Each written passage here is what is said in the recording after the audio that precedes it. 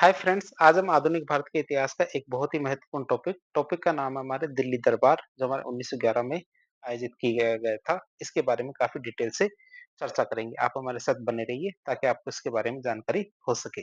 तो शुरुआत करते हैं आज का टॉपिक। दिल्ली दरबार की बात करें जो 1911 में हुआ था। तो दिल्ली दरबार 1911 भारत में ब्रिटिश शासन के आयोजन दौरान आयोजित एक भव्य और ऐतिहासिक समारोह था। बात करें इसमें, तो इसमें हमारे किंग जॉर्ज पंचम या फिर किंग जॉर्ज 5 और मैरी क्वीन की भारत यात्रा के अवसर पर उनका राज तिलक किया गया था। आप इसे याद रखेंगे, जब हमारे किंग जॉर्ज पंचम और उनकी पत्नी क्वीन मैरी जब भारत आए थे, तो उनका भारत में दिल्ली में राज तिलक किया गया था।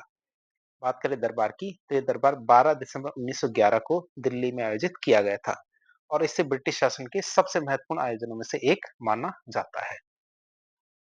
अब हम बात करते हैं दिल्ली दरबार के उन मतलब 1911 में जो आयोजित हुआ था, इसके क्या-क्या कारण थे? पहला कारण था ब्रिटिश सम्राट का भारत आगमन। तो 1911 में ब्रिटेन के सम्राट किंग जॉर्ज पंचम और उम, क्वीन मैरी भारत आए थे।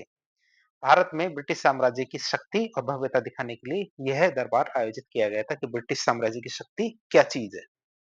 तो ब्रिटिश शक्ति और साम्राज्यवादी नीतियों का प्रदर्शन बात करें इसकी, तो ब्रिटिश साम्राज्य अपनी शक्ति और स्थिरता को भारतीय रियासतों और जनता को दिखाना चाहता था। इस दरबार के जरिए उन्होंने क्या किया, अपनी सर्वोच्चता का संदेश दिया था। क्या किया था उन्होंने इस दरबार के जरिए? उन्होंने अपनी सर्वोच्चता का संदेश दिया। बात करें राजधानी परिवर्तन की घोषणा की, तो भारत की राजधानी को कलकत्ता से दिल्ली स्थानांतरण की घोषणा इसी दरबार में की गई थी। क्या भारत की जो राजधानी थी कलकत्ता से दिल्ली, जो कोलकाता है, तो उसकी घोषणा हमारे इसी दरबार में की गई थी। दिल्ली को राजधानी बनाने का निर्णय राजनीतिक और प्रशासनिक दृष्टि से लिया गया था। आप इसे याद रखेंगे कि दिल्ली को राजधानी क्यों बनाया गया? क्यों? क्योंकि राजनीतिक और प्रशासनिक दृष्टि से दिल्ली का क्षेत्र सबसे उपयुक्त क्षेत्र था। बात करें दिल्ली दरबार 1911 के आयोजन की और उसमें कौन-कौन सी घटनाएँ घटित हुई थी, उसकी बात करें। सबसे पहले स्थान और तिथि की बात करें, तो ये हमारे 12 दिसंबर 1911 को दिल्ली के कोरोनेशन पार्क में आयोजित किया गया था। ये दरबार कहाँ पे? कोरोनेशन पार्क है, वहाँ दिल्ली में। वहाँ 12 दिसंबर 1911 को आयोजित हुआ था। बात करें इसकी, तो इसमें लॉर्ड हॉर्डिंग के नेतृत्व में ब्रिटिश प्रशासन ने आयोजन किया था इसका। किसके नेतृत्व में? लॉर्ड हॉर्डिंग के नेतृत्व में ब्रिटिश प्रशासन ने यह दरबार आयोजित किया था। अतिथियों की बात करें, तो ब्रिटेन के राजा किंग जॉर्ज पंचम और उनकी पत्नी क्वीन मैरी इस भव्य आयोजन के केंद्र में थे। भारत के सभी ब्रिटिश अधिकारी, रियासतों के महाराजा महाराजा और नवाब, इन सब ये सब इसमें शामिल हुए थे। फिर भारतीय रियासतों का समर्पण और सम्मान की बात करें, तो देश भर के लगभग 30,000 लोग इस दरबार में शामिल हुए थे। विभिन्न भारतीय रियासतों के नरेशों ने ब्रिटिश सम्राट को भेंट और सम्मान अर्पित किया था। सम्राट की बात करें, सम्राट को सम्राट ए हिंद की उपाधि भी दी गई थी। क्या किया गया था सम्राट को? क्या है? सम्राट ए हिंद की उपाधि भी दी गई थी। बात करें दिल्ली की, तो दिल्ली को भारत की नई राजधानी घोषित करना, सबसे बड़ी घोषणा ये थी कि भारत की राजधानी कोलकाता से दिल्ली स्थानांतरित कर दी गई। यह निर्णय इसलिए लिया गया था, क्यों? क्योंकि दिल्ली क्या है, ऐतिहासिक रूप से भारत की राजनीतिक शक्ति का केंद्र हुआ करता था। तो इसीलिए दिल्ली को राजधानी बनाया गया। कोलकाता में बंगाल विभाजन के बाद असंतोष बढ़ गया, इसलिए प्रशासनिक रूप से राजधानी बदलना बहुत ज्यादा जरूरी था। क्यों? क्योंकि बंगाल विभाजन के बाद स्वदेशी आंदोलन बंगाल में काफी तेजी से फैला था, इसलिए प्रशासनिक रूप से राजधानी बदलना काफी जरूरी था। तो बंगाल विभाजन के जो घोषणा रद्द करने की घोषणा भी यहीं से की गई थी। जो बंगाल विभाजन 1905 में किया गया था, उसको रद्द करने की घोषणा की बात करें, तो 1905 में लॉर्ड कर्जन ने बंगाल विभाजन किया था, जिससे क्या है, हिंदू और मुसलमानों में दरार पड़ गई थी। 1911 के दिल्ली दरबार में किंग जॉर्ज पंचम ने बंगाल विभाजन को रद्द करने की घोषणा की। बात करें भारतीय राष्ट्रीय कांग्रेस और बंगाल में चल रहे जो राष्ट्रवादी आंदोलनों के लिए ये एक बहुत बड़ी जीत मानी जाती है। अब हम बात करेंगे दिल्ली को राजधानी बनाने के पीछे क्या-क्या कारण थे। सबसे पहला कारण था हमारा ऐतिहासिक महत्व। दिल्ली को ऐतिहासिक रूप से भारत की राजधानी माना जाता था। क्या? दिल्ली को ऐतिहासिक रूप से भारत की राजधानी माना जाता था।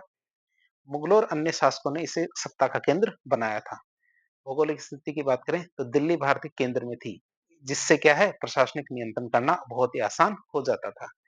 कोलकाता क्या है, बंगाल के पूर्वी क्षेत्र में था, जिससे पूरे देश पर नियंत्रण कर पाना कठिन था।